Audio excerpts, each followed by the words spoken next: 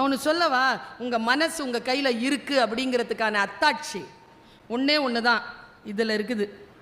இதை நீங்க ஹேண்டில் பண்றதுல இருக்கு. நீங்க கண்ட்ரோலா இருக்கிறீங்கன்னா ஸ்கிரீன் டைமை குறைச்சிக்கோங்க. ரொம்ப கண்ட்ரோலா இருக்கிறீங்கன்னு அர்த்தம்.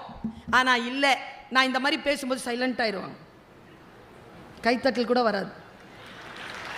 என்ன மனசாட்சி இது இது அவ்வளவு ஆட்டி படைக்குது. பாத்ரூம் போகும்போது கூட, டாய்லெட் தானே போறீங்க, இது எது கூட? பெரியவங்க என்ன சொல்லியிருக்காங்க, கொல்லைக்கு போனாலும் கூட்டு உதவாது, கூட இந்த இவங்களை கூட்டு போகலாமா? எத்தனை பேர் இருக்காங்க இதில்? வச்சுட்டு போகிறதுக்கு பயம் மேடம். பாஸ்வேர்ட் தெரிஞ்சு வச்சிருந்து பார்த்துட்டாங்கன்னா அந்த 5 நிமிஷத்தில் குடிக்கெட்டு போயிருமே. அதெல்லாம் பணம் காணனாலும் பதற மாட்டேங்கிறாங்க, இது காணனா அவ்வளோ பதறாங்க.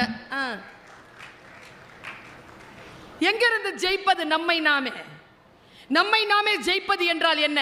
பெரிதினும் பெரிது கேள்னா என்ன? ஒரு விஷயத்தை சொல்றேன், பாத்திரத்தை பெருசா வச்சுக்கோங்க ஐயா. பாத்திரத்தை பெருசா வைங்க பார்ப்போம். பாத்திரத்தை பெருசா வைக்கிறதுனா என்ன? எப்பவுமே நான் சொல்லுவேன், இப்போ மழை பெய்யுது, வீட்டில் ஒழுகுது, பாத்திரத்தில் பிடிச்சி வச்சுக்கிறோம் தண்ணியை. அதே மழை தானே பெய்யுது, கிணறும் ஆறும் கடலும் நிரம்பிக்கிட்டு இருக்கா இல்லையா? பாத்திரம் பெருசா இருக்கு.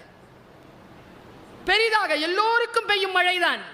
பாத்திரம் யாரிடத்தில் பெருசாக இருக்கிறதோ அவ்வளவு அருள் நமக்கு கிடைக்கிறது. பெரிதினும் பெரிது கேள் என்று சொல்லுவது அவ்வளவு சுலபமானது இல்லை.